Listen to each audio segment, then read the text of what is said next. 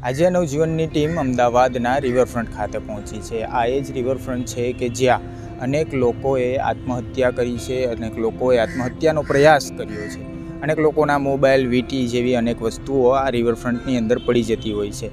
ત્યારે આ બધાની વાહરે આવતા એક જ વ્યક્તિ છે જેને તમે બધા ઓળખો છો। આમ તો તેમને કોઈ ઓળખાણની જરૂર નથી, પણ તે છતાં તેમનું નામ આકાશ દંતાણી છે। આજે આપણે તેમની સાથે વાત કરીશું કે આકાશ દંતાણીએ આજે સેવાનું ઉત્તમ કાર્ય કર્યું છે, લોકોના જીવ બચાવવાનું સેવાનું કાર્ય ચાલુ કર્યું છે।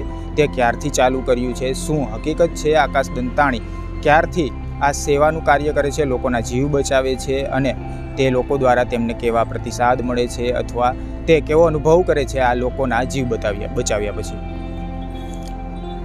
આકાશભાઈ કેમ છો? મજામાં, બોલો। આકાશભાઈ, કેટલા સમયથી તમે આ લોકોના જીવ બચાવવાનું કાર્ય કરો છો? હું બચપનથી જ કરું છું। 13થી 14 વર્ષનો હતો ત્યારથી જ લોકોની મદદ કરું છું। હું પહેલાં એલિજ બ્રિજ જ્યાં રિવરફ્રન્ટ નહીં બન્યું એના પહેલાં ઝૂંપડપટ્ટી હતી, ઝૂંપડપટ્ટીની અંદર હું રહેતેલો અને ત્યારથી લોકોની સેવા કરું છું। લોકોનો જીવ બચાવ્યા, 200 લોકોને તો જીવ બી બચાવ્યા। કોઈનો મોબાઈલ પડી જાય, વીંટી પડી જાય, કંઈ બી વસ્તુ કિંમતી પડી જાય તો તાત્કાલિક આવીને એમની મદદ કરી આલું। 200 લોકોના જીવ બચાવ્યા? લોકોના જીવ બચાવ્યા। રિવરફ્રન્ટ નહોતું ત્યારથી? હા, રિવરફ્રન્ટ નહોતું ત્યારથી જ લોકોને જીવ બચાવું। કમ પાણી, પહેલાં તો કમ પાણી, રિવરફ્રન્ટ નહોતું એના પહેલાં કમ પાણી, પણ બાકી જે વચ્ચે અમુક જગ્યાએ ઊંડું પાણી છે ને અમુક જગ્યાએ કમ પાણી છે, ત્યારથી જ લોકોનો જીવ બચાવવાનું સેવાનું કામ કરું છું। તમે તરવાનું ક્યારથી શીખા? હું બચપનથી જ તરતા, આ પાણીની અંદર તરતા શીખ્યો, ના સ્વિમિંગ બિવિંગમાં બી નહીં શીખ્યો। આ કમ પાણી હતું અમારે। કોઈ પણ પ્રેક્ટિસ, તૈયારી વગર એમ જ? તૈયારી વગર કોઈ, જાતે કોઈ મને શીખવાડ્યું નહીં, જાતે જ હું શીખ્યો છું। અને કમ પાણીમાં પહેલાં તો અમારે ત્યાં ખાડા હતા તો એ કમ પાણીમાં શ્વાસ લેતા બી શીખ્યો। એ લોકોને પછી એમ લાગી ગયું કે ટેકલ થઈ ગયો તો હું લોકોની વસ્તુ બી નીકાળી આલું, 200 લોકોના જીવ બી બચાવ્યા। આકાશભાઈ, સૌથી પહેલા કોનો જીવ બચાવ્યો? સૌથી પહેલાં તો એક છોકરાનો જીવ બચાવેલો, એ બી બહુ ખાસો ટાઈમ થઈ ગયો। હું નાનો હતો, એક ખાડામાં પડી ગયો તો એ ખાડામાં હવે અહીંયા એક છોકરો હતો તો એ બૂમ પાડી કે આકાશભાઈ કોઈ પડી ગયું બોલે, તો હું તાત્કાલિક આવીને એમને જીવતો નીકાળ્યો। પછી એમના ઘરવાળા અમને ફોન કર્યો, પછી પોલીસવાળા બી ઘણા બધા આવ્યા, પછી એમના રીતથી પોલીસવાળા એમના રીતથી વાત કરી, પછી હું ત્યાંથી જતો રહ્યો, લોકો બચાવ્યા તો પછી એમના ઘરવાળા બી આવી ગયા તો ઘણી બધી શાબાશી આલી કે આકાશભાઈ કોઈ સારો છોકરો છે, બોલે કે જીવ બચાવી લીધો, મરી ગયો હતો તો મારો છોકરો એમ। આકાશભાઈ, તમને કઈ રીતે ખ્યાલ પડે છે કે અહીંયા કોઈ લોકો કોઈ પણ આત્મહત્યા કરવા આવ્યું છે, કોઈ ડૂબ્યું છે, કોઈની કઈ વસ્તુ પડી છે, કઈ રીતે તમને ખબર પડી? મારા અહીંયા ચોકીદાર બી છે, લોકો કેટલાય જણા લોકો ફરે છે, એમના કને નંબર છે, મારો ફોન બોન કરી દે કે આકાશભાઈ આ જગ્યા નહેરુ બ્રિજ હોય કે અહીંયા કઈ બી જગ્યા હોય, અટલ બ્રિજ બાજુ બી કોઈ પડી ગયું હોય તો તાત્કાલિક હું આવીને મારી બનતી કોશિશ તો હું બચાવી જ લઉં, હું હાજરમાં હોય ત્યાં સુધીમાં તો। આકાશભાઈ, કેવા લોકો વધારે આત્મહત્યા કરવા આવતા હોય છે? વૃદ્ધો હોય છે, યુવાનો હોય છે, સ્ત્રીઓ હોય છે, કેવા હોય, બાળકો હોય છે? જવાન છોકરા બી હોય, જવાન છોકરી હોય, કોઈના ઝઘડા થઈ ગયા હોય ઘરમાંથી તો કંટાળીને આવીને ના સુસાઇડ કરે। અને હું તો કહું કે સુસાઇડ ના કરવો જોઈએ, એમને શાંતિથી 2-4 કલાક બેહીને રિવરફ્રન્ટમાં જતું રહેવું જોઈએ, બાકી આ સુસાઇડમાં અંતિમ સત્માં નહીં, કંઈ સારું જ કરવું જોઈએ કે મોતનો રસ્તો ના મચાય, એમાં હારામાં સારું જ કરવું જોઈએ। ભલે 2-4 કલાક બેહીને સાંજે જઈએ આપણે, પણ જતું રહેવું જોઈએ। આકાશભાઈ, તમે આ લોકોનો જીવ બચાવી લ્યો છો, એ પછી આ લોકો તમારી સાથે કોઈ વાતચીત કરે છે? તમને કોઈ કારણ કહે છે કે શા માટે મેં આવું કર્યું હતું એવું? હું ઘણા બધાને એવું પૂછું છું, જીવતા બહાર નીકળે તો એમને પૂછું કે શું માટે પડ્યા, કોઈ ઘરના ટેન્શનમાં હોય, કોઈ પતિનો ઝઘડો થયો હોય, કોઈ ભાઈ બહેનનો ઝઘડો થયો હોય, કઈ બી ઝઘડામાં આવી જ જાય લોકો, એટલે આ કરવું ના જોઈએ એમને। આમ વ્યવસ્થિત રહેવું જોઈએ કે કંઈ નામ બનાવવું જોઈએ એમને, બાકી આ આત્મીન સત્તા નહીં કે મરી જવું। આકાશભાઈ, આ લોકો જ્યારે આત્મહત્યા કરે છે પછી તમે એમને જીવતા બહાર કાઢો છો, એમને આત્મહત્યા કરતાં બચાવો છો, એ પછી એમના દ્વારા કે એમના પરિવાર દ્વારા તમને કોઈ સહાય કરવામાં આવે છે? ના, એમના પરિવાર તરફ તો કંઈ સહાય કરવા અમુક આલે છે પૈસા, પણ હું નહીં લેતો। કંઈ જીવ બચી ગયો તો એ બહુ મોટી વાત છે। પૈસા તો આજ નહીં તો કાલ કમાઈ લેશું, પણ એનો જીવ બચી ગયો એ બહુ મોટી વાત કહેવાય। પૈસા તો ઘણા બધા આપે છે, જીવ બચાવું છું લોકોના, 500, 1000, 2000, 5000 હાલે, પણ હું નહીં લેતો કે જીવ બચે ને એ બહુ મોટી વાત કહેવાય, એ બધેથી મોટી સેવા કહેવાય। આકાશભાઈ, તમારી આ વાત અમને ખૂબ ગમી છે। આકાશભાઈ પાસે પોતાનું મકાન નથી, તેઓ ભાડે રહે છે, એ પણ કોઈકના આપેલા પૈસાથી, એ છતાં તે એવું કહે છે કે મને પૈસાનો મોહ નથી, સૌથી વધારે તો જિંદગીની અંદર જીવ બચાવવો એ જ મારા માટે સારું કાર્ય છે। આકાશભાઈ, તમે હજી છેલ્લે જે લોકોનો જીવ બચાવ્યો એવો કોઈ એવી ઘટના કહો અમને કે જેનો છેલ્લે જીવ બચાવ્યો હોય, કે એમણે રાજી ખુશીથી તમને કંઈ આપ્યું હોય, અથવા તેમણે એના ઘરના ખૂબ રાજીપો વ્યક્ત કર્યો હોય, તમને આનંદ થયો હોય, તમને પ્રેરણા મળી હોય કંઈ?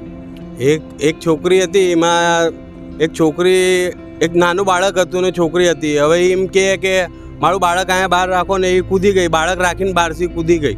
તો બી એને મેં કાઢી જીવતી, કેમ કે એનું બાળક એકલું રોડતેલું. પછી એને કાઢી તેમના ઘરવાળાને બોલાયા, સાપુરની હતા, તો એમના ઘરવાળાને બોલાયા બધાને વાતચીત કરીને એમને. તોય મને પૈસા આલતેલા, તો બી મને ના લીધા પૈસા. મેં કહું મારા પૈસા નહીં જોતો, તમારો જીવ બચે તો બહુ મોટી વાત છે. ભાઈ બેનને મેં જીવ બચાવ્યો ને, તો એમના પરિવારવાળા બી શાબાશી આલવા મળે. આકાશભાઈ, તમે પોતાનું ઘર ચલાવવા માટે, ગુજરાન ચલાવવા માટે બીજું કંઈ કાર્ય કરો છો? આમાંથી તો એટલા પૈસા મળતા નહીં હોય ને કે ઘર ચાલીએ એમ. તમારા કુટુંબમાં પહેલાં તો કોણ કોણ છે એ કહી દો. મારો ભાઈ છે, મારા 2 ભાઈ છે, મારી બેન છે, મારો છોકરો 1 છે, મારી વાઈફ છે, હું છું. ઘરમાં 5-6 જણા છે અમે. એ બધાને જમવા માટે અને એનું ગુજરાન ચલાવવા માટે શું કરો તમે? એમનું ગુજરાન કરાવવા માટે તો અત્યારે કાંઈ કામ ધંધો નહીં. મારે આ રિવરફ્રન્ટમાં કામ કરું લોકોને, તો બી આલી દે 500-1000 રૂપિયા જેવું માંગું તો મને 500 રૂપિયા તો આપી જ દેશે કોઈ બી. કેમ કે આપણે કામ આટલું સારું કરું છું તો મને આપી જ દે. જબરજસ્તી ના પાડું ને તો બી જબરજસ્તી 501 તો પકડાઈ જ દે. કંઈ બી વસ્તુ નીકાળી આલું ને તો. પોલીસ દ્વારા, અમદાવાદ પોલીસ દ્વારા કોઈ તમને સહાય કરવામાં આવે છે? કોઈ અમદાવાદ પોલીસ તરફ બી કોઈ સહાય કરવા કંઈ નહીં મળતું મને. પોલીસ તરફથી બી કે કોઈના તરફથી કંઈ, સરકારની તરફથી બી કંઈ નહીં મળતું. તમે પોલીસની પણ મદદ કરી હતી એવી વાત સાંભળી છે અમે. મેં એ ઘટના શું હતી? અમદાવાદ ક્રાઇમ બ્રાન્ચની બી મદદ કરી આલી, એમાં પિસ્ટોલ નીકાળી આલી. પછી CBI વાળાને મોબાઈલ નીકાળી આલ્યા. ઓકે આકાશભાઈ, બીજું તો એ કહું છું કે તમે જે આ લોકોના કોઈ મોબાઈલ પડી જાય છે, કોઈ આ તે, તો તે તમે તમારી પાસે નથી રાખતા, એ બધું એમને સોંપી દો છો? હા, જે બી વસ્તુ નીકળે ને હું કંઈ બી ખીચામાં નહીં રાખતો. એમના કાયદેસર કાઢીને એમના હાથમાં સોનાની વીંટી, મેં 2 તોલાની તો સોનાની વીંટી નીકાળી, 1.5-2 લાખ રૂપિયાના આઈફોન નીકાળ્યા. ઘણી બધી ફેરી બહુ વસ્તુ નીકાળી આલી મેં લોકોની. બાકી આજ બી થઈ જાય છે બહુ.